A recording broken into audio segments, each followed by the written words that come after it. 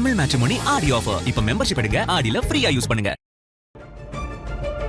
காங்கிரசின் பிரவீன் சக்கரவர்த்தி தற்போது நம்முடைய இணைப்பில் இருக்கிறார். சார் வணக்கம்.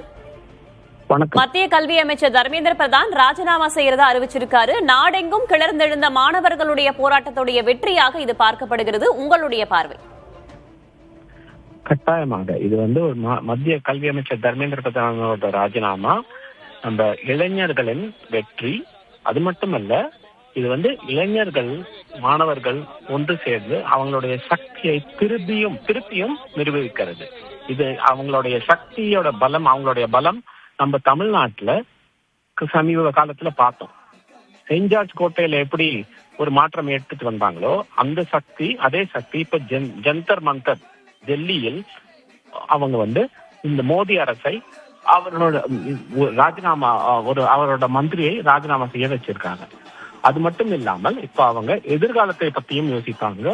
அவங்க எதிர்காலத்தில் இந்த எக்ஸாம் மட்டும் இல்லை, இப்போ இந்த அரசியலில், இந்திய அரசியலில் இளைஞர்களின் சக்தியை இதை நிரூபிக்கிறது. அவங்களுக்கு தான் இன்னும் ஒரு பிரதானமான ஒரு பங்கு இந்திய அரசியலில். தர்மேந்திர பிரதான் ராஜினாமா செய்திருக்கிறார். இதை தொடர்ந்து வேறு என்னென்ன விஷயங்களை மத்திய அரசு செய்ய வேண்டும் அப்படின்றது உங்களுடைய கருத்து சார்? அவர் ராஜினாமா செஞ்சது நடந்ததுக்காக 20 மாணவர்கள் எழுந்துள்ளார்கள். அதற்கு பொறுப்பேற்று ராஜினாமா செஞ்சார். ஆனா இனிமேல என்ன செய்ய வேண்டும் அப்படின்னு பாத்தீங்கன்னா, இந்த மாதிரி ஒரு சிஸ்டமே நீட்டு, இந்த மாதிரி ஒரு சிஸ்டமே அது கரெக்டான சிஸ்டமா? இந்த சிஸ்டத்துக்கு பதிலாக வேற என்ன எடுத்துட்டு வரணும்? திருப்பி இந்த லீக், இந்த பேப்பர் லீக் வராம இருக்கிறதுக்கு என்ன செய்ய வேண்டும்? வெறும் மசோதா கோர்ட்ல இது கிடைக்கும், நியாயம் கிடைக்கும் என்ற இது சொன்னா போறாது. சிஸ்டத்தையே திருப்பி நம்ம எப்படி இதை மாத்தணும் அப்படின்னு யோசிக்கணும். அது இளைஞர்கள் மாணவர்களின் பங்கு அதில் ரொம்ப முக்கியம். அவங்களோட எதிர்காலம், அவங்கள கேட்டுதான் இந்த மாதிரி ஒரு புதிய மசோதா எடுத்துட்டு வரணும் என்னுடைய கருத்து. சரி, காங்கிரஸ் சார்பில் பலரும் ஏற்கனவே போராட்டத்திலையும் பங்கேற்றிருந்தீங்க, நாடாளுமன்றத்திலையும் இது தொடர்பாக குரல் எழுப்பி இருந்தீங்க. திங்கட்கிழமை முதல் மீண்டும் நாடாளுமன்ற கூட்டத்தொடர் தொடங்க இருக்கிறதே. உங்களுடைய நடவடிக்கைகள் அடுத்தடுத்த கட்டங்கள்ல எப்படி இருக்கும் சார்? நாங்க பாராளுமன்றத்தில் நாங்க எடுத்த இதுவோ இல்ல பிரதமர் மோடி வீட்டுக்கு வெளியே செஞ்ச போராட்டமோ அதெல்லாம் மாணவர்கள் இளைஞர்களுக்கு ஆதரவு தெரிவிக்கிறதுக்காக தான் நாங்க செஞ்சது. இது காங்கிரஸ் கட்சியின் போராட்டமா தனியா பார்க்க முடியாது. மாணவர்களின் போராட்டத்துக்கு ஆதரவு தெரிவிச்சோம். பிரதமர் கவனத்துக்கு எடுத்துட்டு வந்தோம்.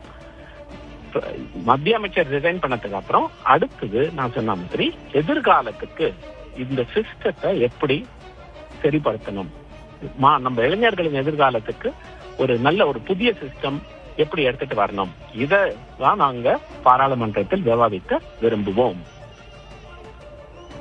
இனிவரும் நாட்கள்ல தற்போது தர்மேந்திர பிரதான் ராஜினாமா செய்திருப்பதன் காரணமாக இனிவரும் நாட்கள்ல நாடாளுமன்ற கூட்டத்தொடர் சுமூகமாக நடக்கும் அப்படின்னு எதிர்பார்க்கலாமா சார்?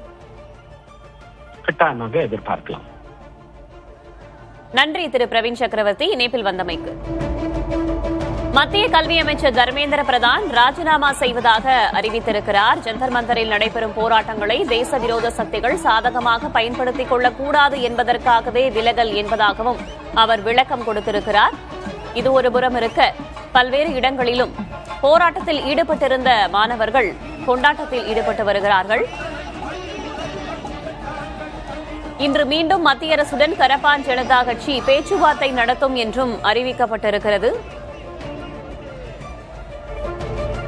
தலைநகர் டெல்லியிலும் சென்னையிலும் ராஜினாமா அறிவிப்பை தொடர்ந்து நடைபெற்று வரும் கொண்டாட்டங்களை நாம் பார்த்துக் கொண்டிருக்கிறோம்.